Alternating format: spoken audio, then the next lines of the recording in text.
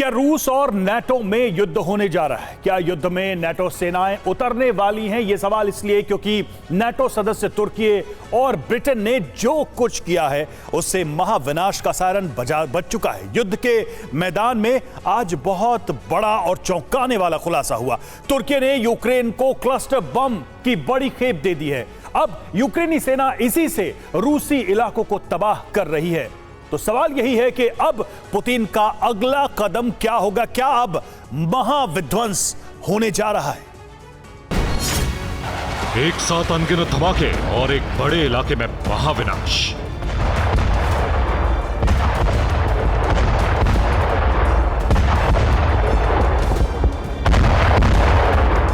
ये क्लस्टर विनाश है जिससे युद्ध का मैदान खून से लाल होता जा रहा है।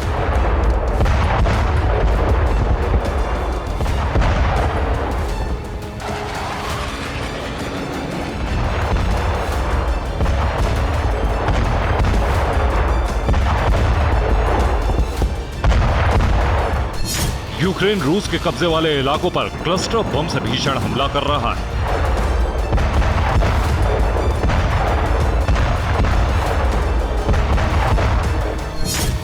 युद्ध सबसे खतरनाक दौर में प्रवेश कर गया है। इस बीच यूक्रेन के क्लस्टर हमले को लेकर बहुत बड़ा और चौंकाने वाला खुलासा हुआ है।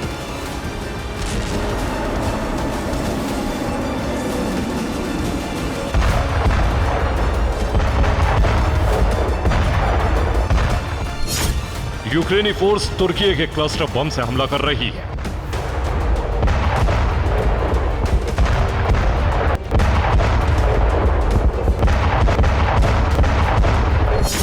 तुर्की ने बहुत ही सीक्रेट तरीके से यूक्रेन को क्लस्टर बम सप्लाई कर दिए हैं। अब इसी से यूक्रेनी फोर्स रूसी सेना को तबाह कर रही है।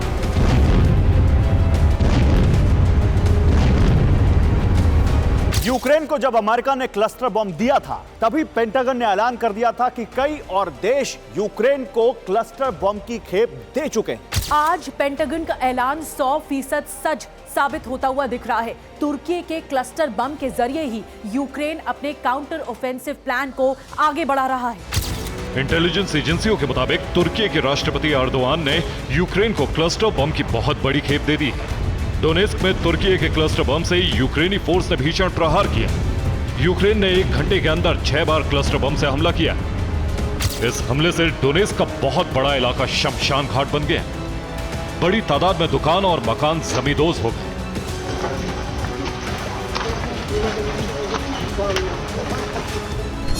यूरोपियन यूनियन ने यूक्रेन को 2,25,000 बम दिए। तुर्की के क्लस्टर बम और यूरोपियन यूनियन के बारूद से यूक्रेन के काउंटर अटैक को नई धार मिलने की उम्मीद है।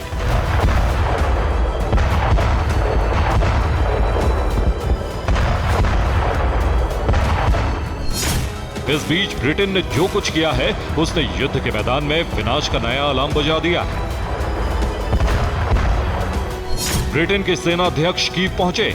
उन्होंने यूक्रेन के आर्मी चीफ से बात और मुलाकात की। माना जा रहा है कि ब्रिटेन और यूक्रेन के सेना अध्यक्ष ने क्रीमिया पर हमले का एक नया प्लान बनाया है। दावा तो यह भी किया जा रहा है कि अब युद्ध में नेटो की सेनाओं की सीधी एंट्री हो सकती है। तुर्की, ब्रिटेन और पोलैंड आजकल जो कुछ कर रहे हैं वो इसी बात का इशारा कर रहे हैं कि अब रूस और नाटो के बीच सीधी जंग हो गई। एक ऐसी जंग जिसकी आग में कई देश जलकर खत्म हो जाएंगे। नाटो देश बहुत ही जल्द युद्ध के मैदान में उतर सकते हैं। इस बात की संभावना इसलिए बहुत ज्यादा है क्योंकि यूक्रेन हार के कगार पर खड़ा है। पिछले 1 महीने में रूसी सेना जिस तरह से भीषण हमले कर रही है उससे यूक्रेन तबाह होता जा रहा है।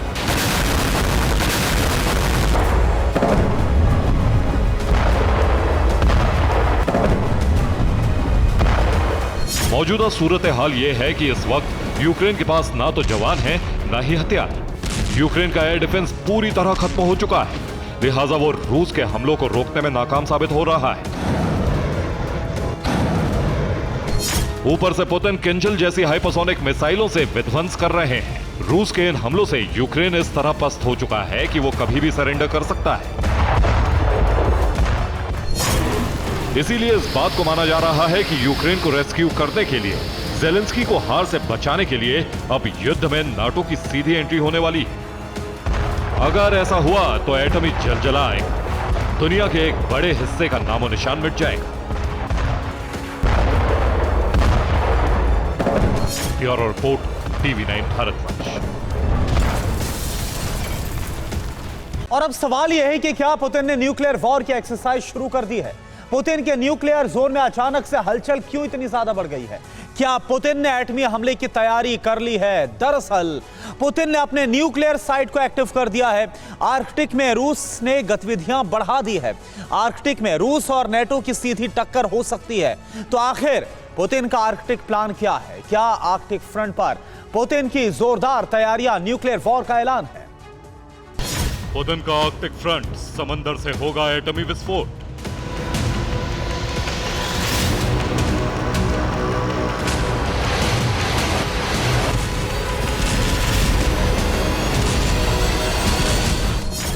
क्या पुतिन आर्कटिक से लगाएंगे एटमी तूफान?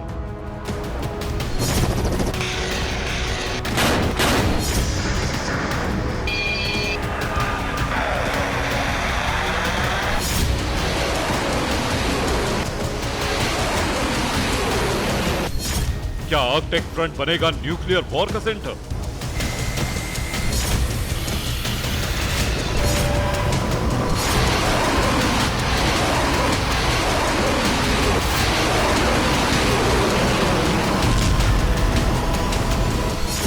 पुतिन ने साल 2022 में जो प्रण लिया था, क्या वो उसे 2023 में पूरा करने जा रहे हैं?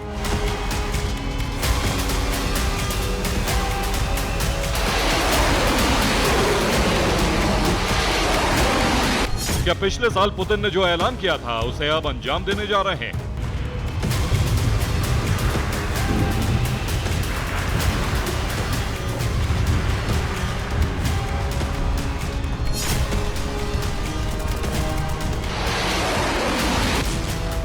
पिछले साल पुतिन ने न्यूक्लियर सुनामी लाने की चेतावनी दी थी। अब वो एटमी धमाका करके सबसे बड़ा बारूदी जलजला ला सकते हैं।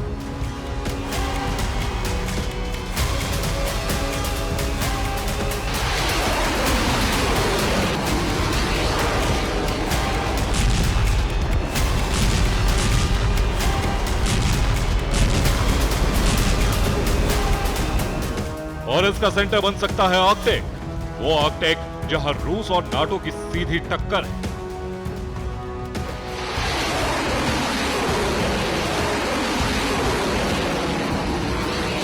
आर्कटिक में रूसी फौज की गतिविधियां बहुत बढ़ गई। रिपोर्ट्स के मुताबिक आर्कटिक में रशियन नेवी एटमी हमले की एक्सरसाइज कर रही है।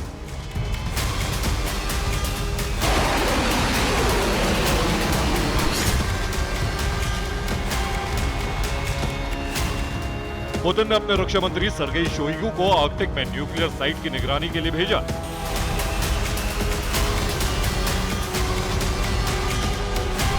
रूसी रक्षा मंत्री ने आर्कटिक में रूसी न्यूक्लियर साइट का जायजा लिया। रूसी रक्षा मंत्री ने आर्कटिक में सैन्य तैयारियों का भी मुआयना किया। आर्कटिक में ही रूस न्यूक्लियर टेस्ट करता है। यहीं पर रूस के एटमी हथियारों का जखीरा है। रूसी रक्षा मंत्री के आर्कटिक दौरे से ये सवाल उठ रहे हैं कि क्या अब पुतिन आर्कटिक से न्यूक्लियर सुनामी लाने जा रहे हैं। रिपोर्ट्स के मुताबिक रूस आर्कटिक में अपनी सैन्य शक्ति का लगातार विस्तार कर रहा है। रूस ने आर्कटिक में अपने न्यूक्लियर बेस को भी चाक चौबंद कर दिया है।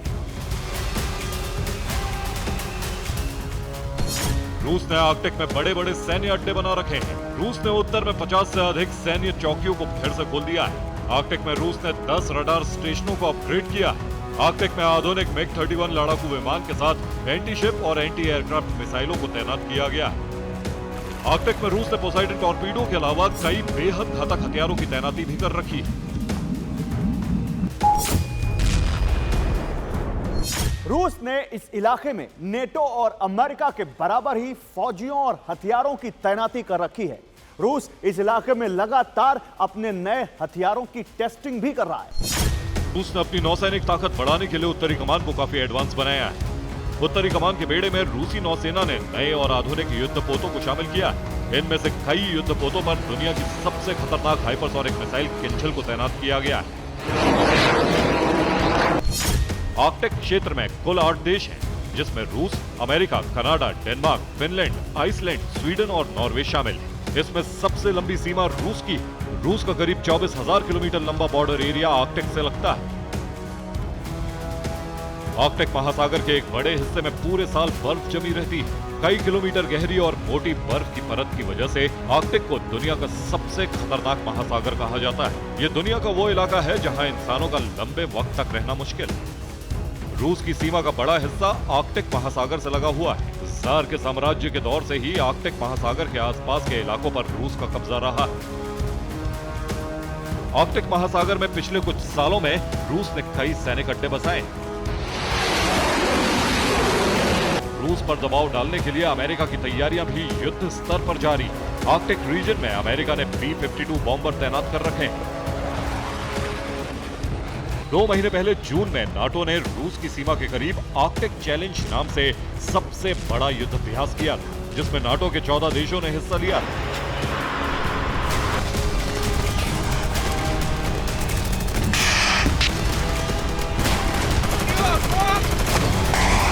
इसके बाद से ही पुतिन आर्कटिक फ्रंट पर काफी एक्टिव नजर आ रहे हैं। पुतिन ने इस फ्रंट पर हाल ही में अपनी सेना को सभी तैयारियां मुकम्मल करने के निर्देश दे दिए हैं। बर्फ से ढके आर्कटिक इलाके में रूसी सेना के पास एक से बढ़कर एक घातक हथियार और लड़ाकू विमान, जिसमें न्यूक्लियर सबमरीन से लेकर युद्धपोत और 5वीं पीढ़ी के स्टेल्थ फाइटर जेट भी हैं।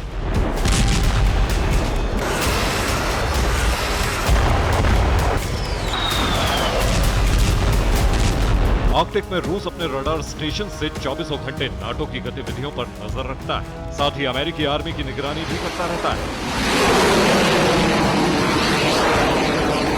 आर्कटिक में रूस और अमेरिका के बीच सीधा मुकाबला है, इसलिए दोनों जंगी घमासान में एटमी तूफान लाने की तैयारी कर रहे हैं। क्योंकि रूस और अमेरिका जिन हथियारों का इस्तेमाल करेंगे, उनकी असली ताकत ही है nuclear attack. Bureau report, TV9 Bharat. इधर बारूदी तबाही देखते देखते कीव ने अचानक से अपनी स्ट्रेटेजी को बदल दिया है और फैसला कर लिया है कि यही बारूदी तबाही रूस को भी महसूस करने पर मजबूर कर दिया जाएगा। इसलिए पिछले 48 घंटे से यूक्रेन ऐसे हमले कर रहा है जिससे रूस विध्वंसक कदम उठाने पर मजबूर हो सकता है। और अगर रूस विध्वंसक कदम उठाता है तो यह यूक्रेन के पक्ष में माहौल बना देगा। लेकिन सवाल यहां पर यह उठता है कि यूक्रेन ने अभी तक इस स्ट्रेटेजी से जंग क्यों नहीं लड़ी। इस सवाल का जवाब इस रिपोर्ट के जरिए आप देखिए। अंतिम जंग या आगाज, विध्वंस या महाविनाश।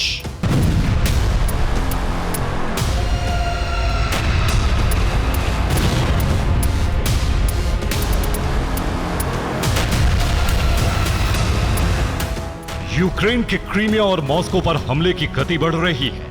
पहले ड्रोन से क्रीमिया को दहलाने की कोशिश, फिर कर्च ब्रिज पर ताबड़तोड़ मिसाइल अटैक।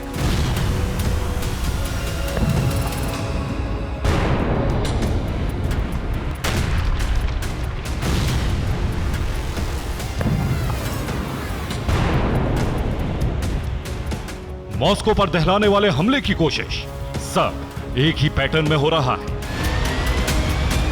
हालांकि इस पैटर्न को अपनाने के बावजूद भी यूक्रेन को पूरी कामयाबी नहीं मिल रही, लेकिन इतना तय है कि यूक्रेन अपनी आक्रामकता मॉस्को को दिखाने में कामयाब हो गया। तो क्या यूक्रेन के थिंक टैंक्स ने नई रणनीति के तहत जंग में सेना को उतारा है? और क्या यह अंतिम जंग वाली रणनीति है? ज़ेलेंस्की का नया स्टाइल, कॉपी ऑफ इजराइल।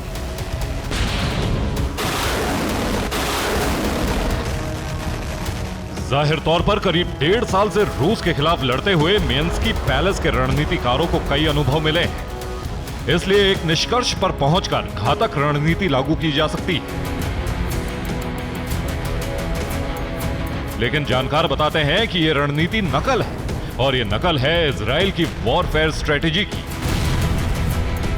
जिसे डिकोड किया है एक इजरायली रक्षा अधिकारी और वॉर एनालिस्ट इगोर लेविन ने, जिन्होंने केस स्टडी उन हाल ही के ऑपरेशंस को बनाया है जो नीपर नदी के पार यूक्रेन ने सफलता के साथ किए हैं। उनके मुताबिक 1969 में इजराइल ने ऑपरेशन रवीव लॉन्च किया था। इस ऑपरेशन में इजराइल के 100 टैंक का इस्तेमाल किया गया था। ऑपरेशन के तहत मिस्र की सीमा पर बने तोपखाने नष्ट कर दिए गए थे। इसमें टैंक क्रू को स्पेशल फोर्स की तरह काम करने को कहा गया था। इसके बाद टैंक क्रू ने ही खुफिया जानकारी जुटाकर ऑपरेशन पूरा किया।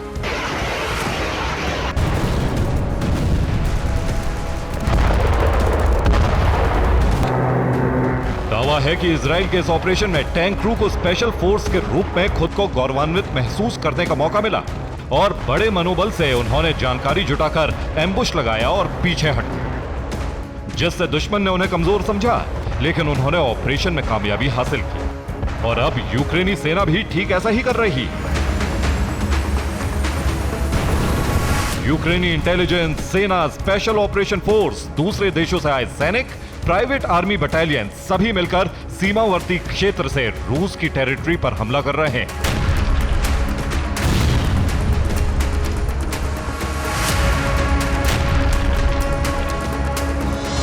यूक्रेनी फोर्स क्रीमिया से लेकर मॉस्को तक अटैक कर रही है। हमले में ड्रोन से लेकर मिसाइल तक का इस्तेमाल कर रही है और हमले बहुत कम समय में बहुत तेजी से हो रहे हैं। यूक्रेन के ज्यादातर हमले रूस नाकाम कर देने का दावा कर रहा है, लेकिन एक बात तय है कि यूक्रेनी फोर्स की इस बार की रणनीति पिछली रणनीतियों के मुकाबले कामयाब है।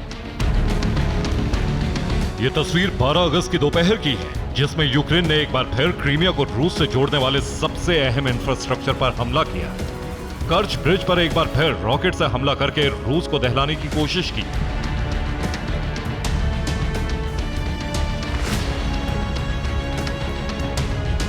लेकिन रूस के एक्टिव डिफेंस सिस्टम ने यूक्रेन के दागे रॉकेट्स को नष्ट कर दिया।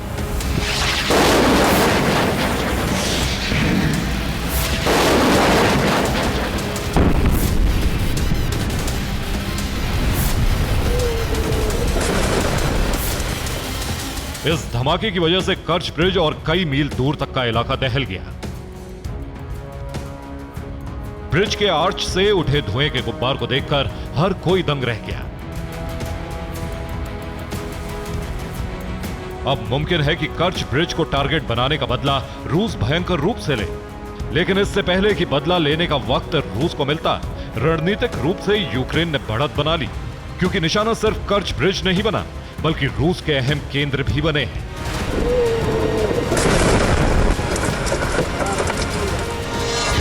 12 अगस्त 2023, टारगेट क्रीमिया। 11 अगस्त से क्रीमिया पर जो हमले शुरू हुए वो 24 घंटे तक लगातार क्रीमिया को दहलाते रहे। स्थिति ये थी कि क्रीमिया में तैनात रूस के एयर डिफेंस सिस्टम लगातार टारगेट इंटरसेप्ट करने में लगे रहे। पिछले कई दिनों से एक्टिव ये एयर डिफेंस सिस्टम 11 और 12 अगस्त की दरमियानी रात सबसे ज्यादा बारूद उगलते देखे गए।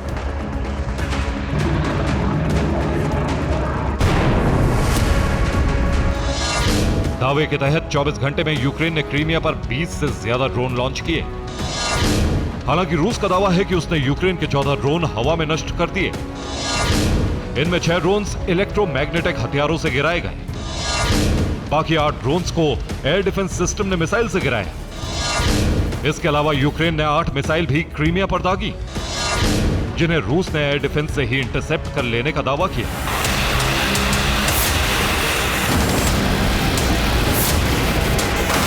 लेकिन इसका मतलब यह बिल्कुल नहीं है कि यूक्रेन नाकाम रहा, बल्कि यूक्रेन रूस को दहलाने में रणनीतिक रूप से कामयाब रहा। दावा यह भी है कि ड्रोन और मिसाइल्स के अलावा यूक्रेन ने उसी समय पर रॉकेट से भी हमला किया, जो कामयाब रहे।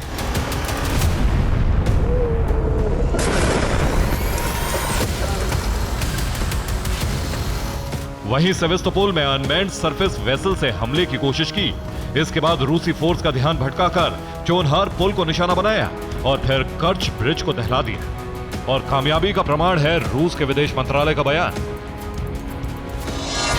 रूसी विदेश मंत्रालय की प्रवक्ता मारिया ज़ाखारोव के मुताबिक यूक्रेन ने क्रीमिया और कर्च ब्रिज पर हमले की कोशिश की है।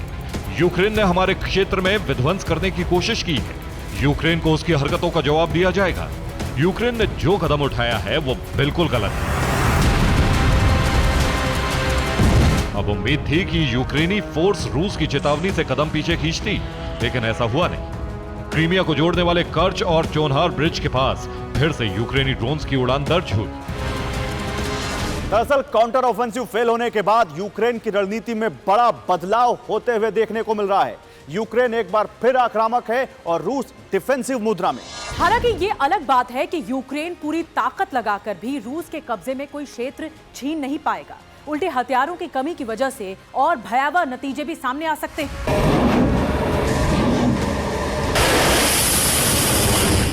लेकिन सवाल इजराइल स्टाइल के हमले की रणनीति पर है। आखिर इस रणनीति से हासिल क्या होगा? क्या यूक्रेन अपनी हार टाल पाएगा? जवाब यूक्रेन की मौजूदा स्थिति और छटपटाहट से मिलता है।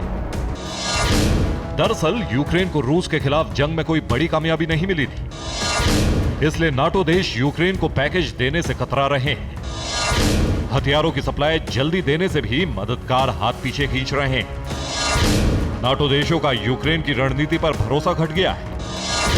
यही वजह है कि यूक्रेन ने इजराइल जैसी रणनीति अपनाकर रूसी भंडार को टारगेट किया है। रूस को पहुंचाए गए नुकसान को यूक्रेन बड़ी कामयाबी बता सकेगा। मुमकिन है कि इससे नाटो देश यूक्रेन की मदद के लिए फिर से आ गया है, भारी भरकम पैकेज भी दे, हथियार भी दे। लेकिन इससे यूक्रेन की हार टल जाएगी ऐसा लगता नहीं, क्योंकि रूस ने अब भी अपने वो विकल्प नहीं खोले हैं जो न्यूक्लियर ना होकर भी न्यूक्लियर विध्वंस जैसी तबाही मचा सकते हैं। और अगर रूस को उकसाया गया तो उन हथियारों का भी इस्तेमाल हो सकता है। यानी जीत किसी भी कीमत पर रूस के दुश्मनों की नहीं होगी। Bureau report, TV9 Bharatvarsh.